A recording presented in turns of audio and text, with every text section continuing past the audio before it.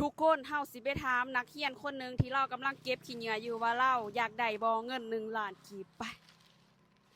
สบายดีน้องสบายดีน้องอยากได้บ่เงิน1 ล้านอยากจะได้เอาบ่เอาเอาอยากได้มึงคือมึงไปหาเงินมึงมาอยู่ยังนี่หาเงินหาคำมันยากได้มึงสิบ้าของกูได้จังไดกลัวกูสิหาเงินได้1 ล้านมึงหูบ่กูต้องขายเกี่ยวหลังน้อยขายขี้ขายแข่ขายลิบจักมือจังได้1 ล้านอยากได้เงินแล้วไปหาเงินอย่ามาเฮ็ดมากอกมาแกกอยู่แถวนี้อันนี้ก็เงินข่อยแล้วมึงสิท่ากูให้ซะตั้งแต่แรกอ่ะกระทามลินซื่อๆบ่ต้องมาเอาของคนอื่นนี่อยากได้เงินแล้วไปหาเงินโลดเสียเวลาหาเงินมันทุกมันยากเด้อกูสิบอกให้เด้อพี่น้องทุกคน